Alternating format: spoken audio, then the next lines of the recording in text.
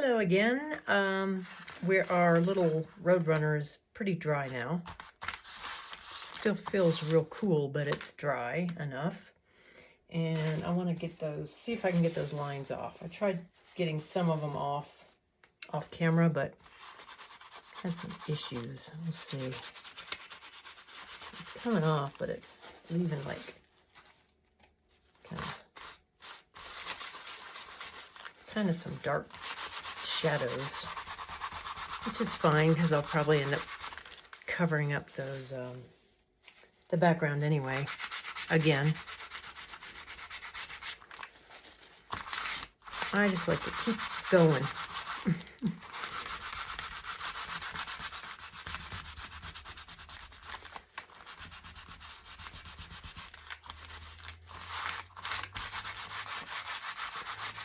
It's kind of like a glaze, really. You know, if you, in fact, I think I'll show you a glaze next time, next step. But this is this dark chalk that I used is acting like a glaze, which is kind of interesting. So let's just see what would happen if we, let's see, let me find a good color for a glaze. I can't locate right now. Let's see. Quinacridone burnt orange. It's always a really good color for a glaze. Let's just do a glaze on this, because glazes add a lot of beautiful depth and texture, and it like lets texture show through, which is nice. Just get it nice and wet, and then I'm going to use a paper towel to rub it around. Get a different paper towel.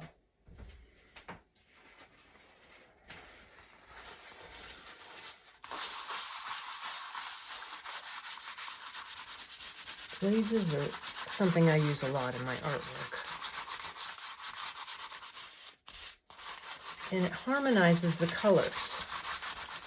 So if you have all kinds of crazy colors going on, and you suddenly add one color to everything, it automatically harmonizes the colors. So they don't look quite so blah, you know, which is kind of nice. And you can do a darker glaze like this, or you can just keep rubbing until you get the amount of paint you want on there. I'm kind of liking that a lot. That's kind of cool. I like how these whitish areas turn really almost like a bright pink. And you'll see after you glaze, let me make sure this is the right spot. After you glaze, what happens when you add pure color again?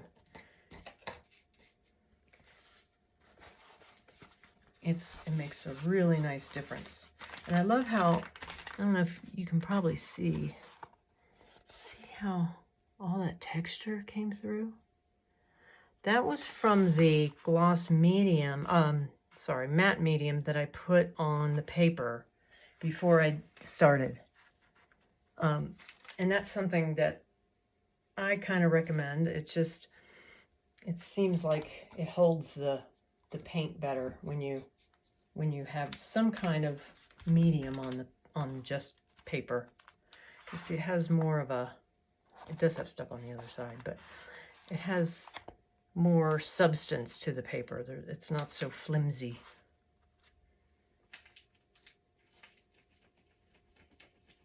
So I'm just going to mix some of these colors on my palette. Let's see what happens if I go back in. What if I go around these lines that I made? Just in certain spots.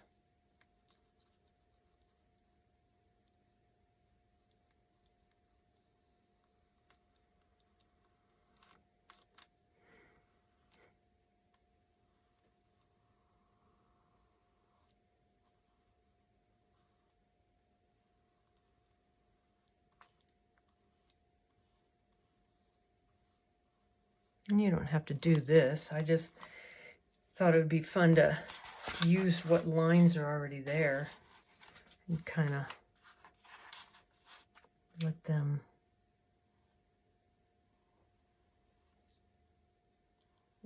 lead the way and create the shapes. But in other areas, I could just paint right over them. So, because you don't want everything in your work to be the same. You want to change it up as much as you can. And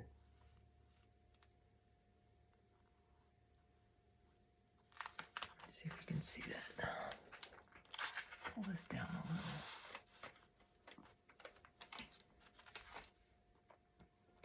But you see how stark difference.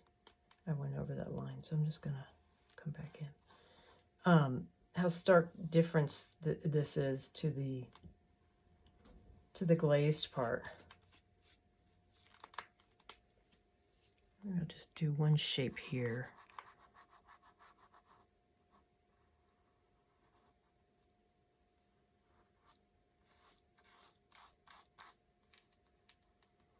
And you can kind of correct your drawing too as you paint the outside up against the subject.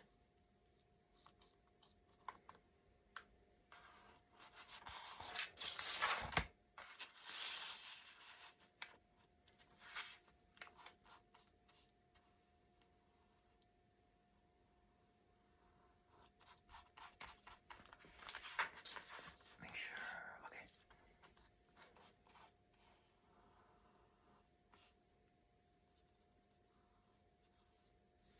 Maybe keep going over here.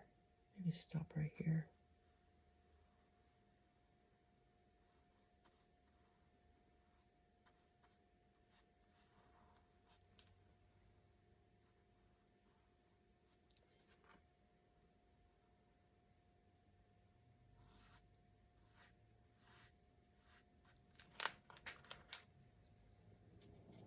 Another fun thing that I didn't show was drips.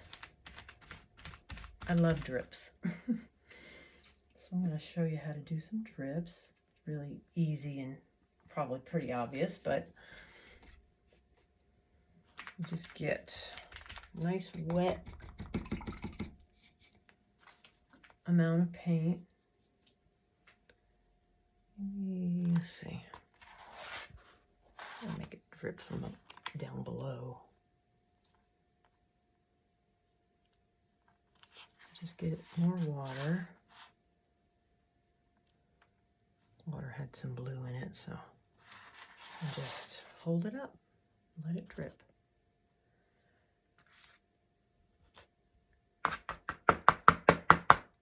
And once you start going back over things is when it gets more depth in it. I'll use this paper again, kind of mop up some of this. I like it when it just leaves hints of drips. But you can really let it drip and show if you want.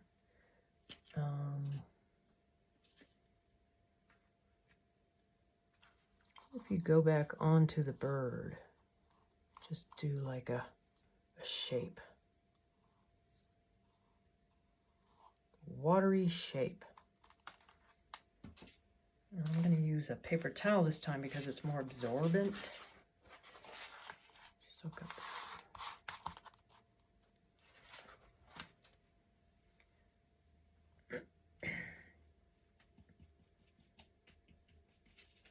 So you can do as much adding and painting in as you want, or you can just leave it if you like it. You know how Roadrunners have kind of that bluish greenish tint to their tail.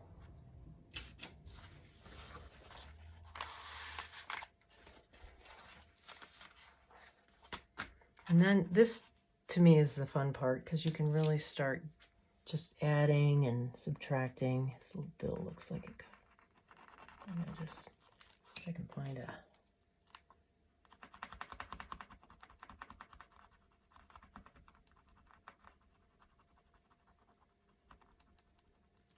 want to put too much detail in it, but you can put his eye, and I kind of like how that swirl is right where his eye is. In fact, I might even make that his eye, just to be kind of kooky. Use, their eyes are kind of yellow. We'll just make this his eye. It's not exactly in the right spot, but I kind of like that. Oops.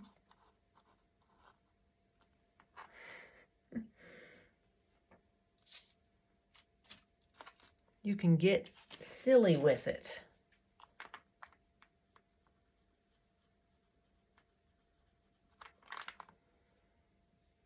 They always have that little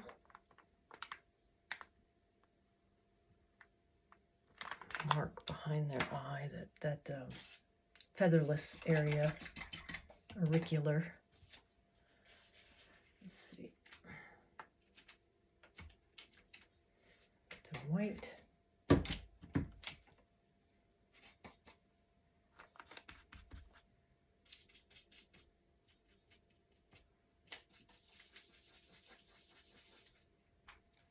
Make that.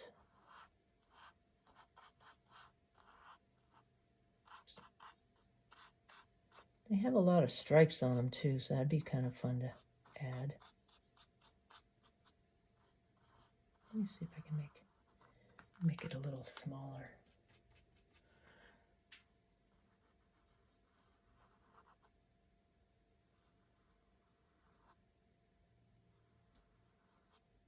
There.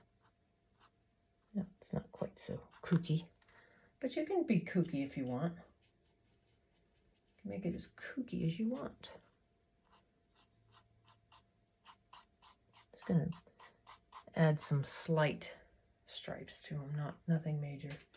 And then let me see if I can find a small brush.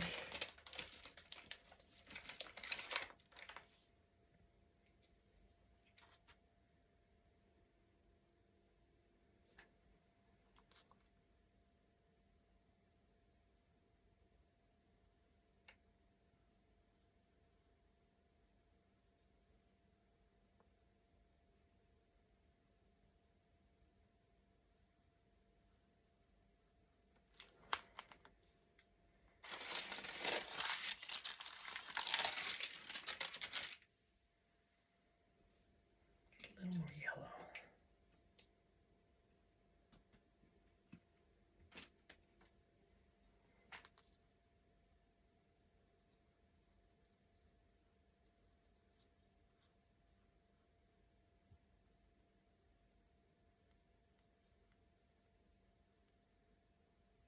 I like that orange right there, so I'm going to leave that.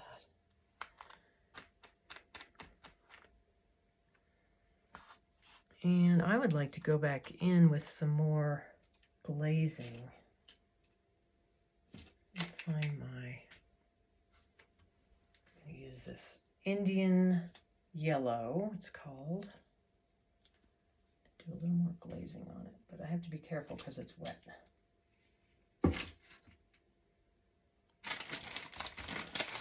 I'm just going to scoop it with my bowl scraper and kind of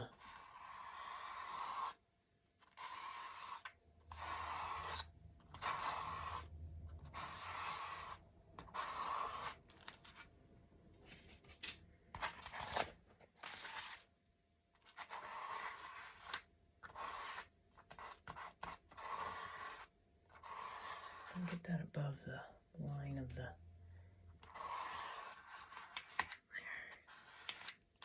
and then that turns that green, which I like.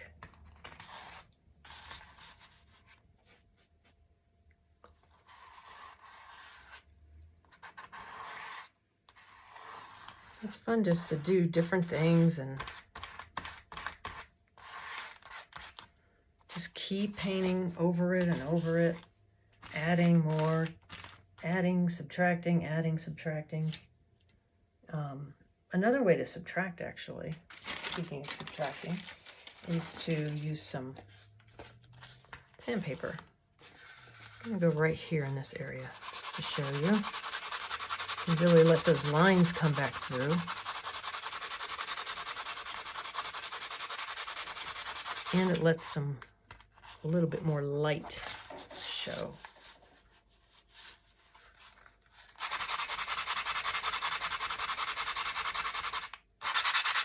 Here too.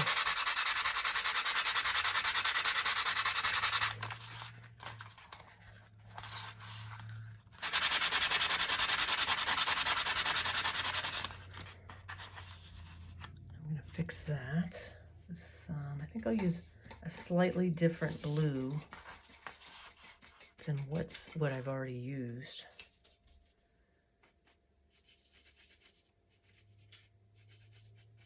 Just to give it a little bit of interest.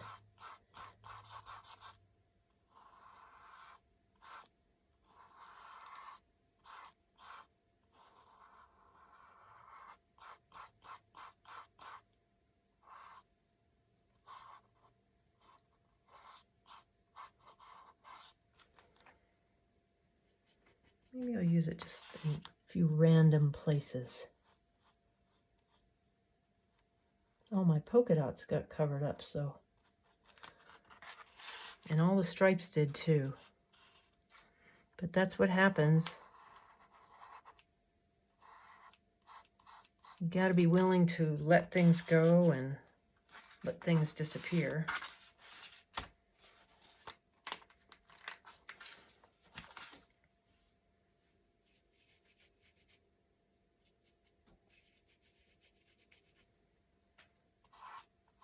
Put a little bit lighter blue.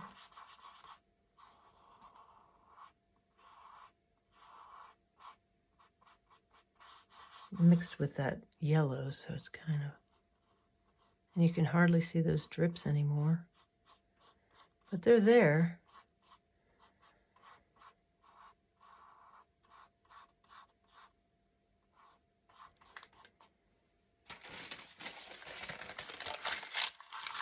Try not to make the blue shapes too similar, but this is actually a bigger shape than this shape. This is about the same, so maybe I'll extend it up here a little more.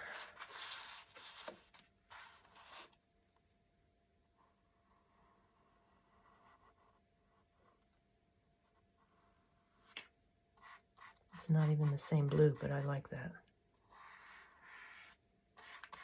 And I'm following the shape of the glazed Indian yellow instead of the line this time.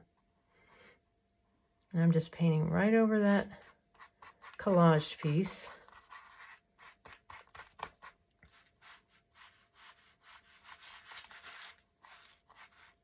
Get these lines out of here, okay. I'm gonna rub up because I'm trying to get that ridge to come this way. See, it didn't. I was wondering thinking it might do that.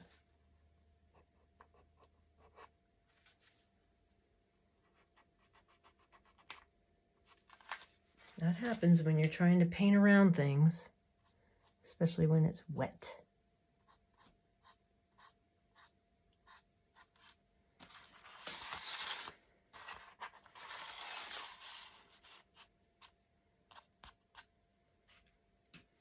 I think what I'll do to the eye is add a little bit of detail because their eyes are just so weird.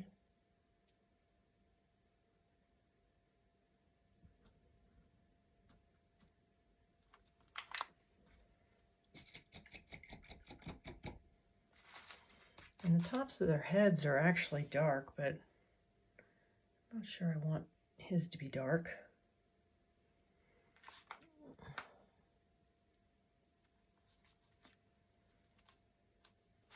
I'll just add some lines over the lines that we've already.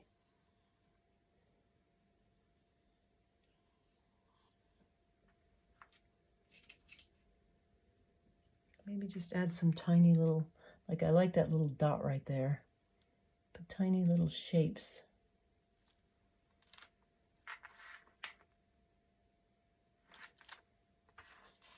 And this painting is definitely not about value contrast. It's more about color, really.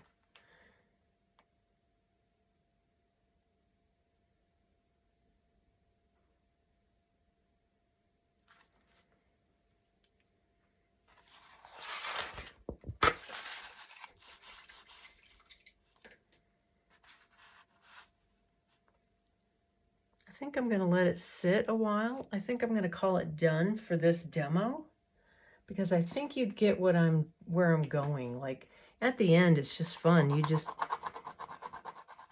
can take your colored pencils and your crayons and go back over things, and you can just keep painting shapes. Paint them dark, paint them light, paint them dark, paint them light, until you get some real depth and texture going, and it's just totally fun. Oh my gosh, I could do this all day. And then I'll post a picture of how it looks at the end. So thank you for hanging out with me while we work on a Roadrunner, from abstract, playful art to a finished Roadrunner. Or maybe not, it's not finished. We'll see. Anyway, thank you very much, and talk to you later. Bye.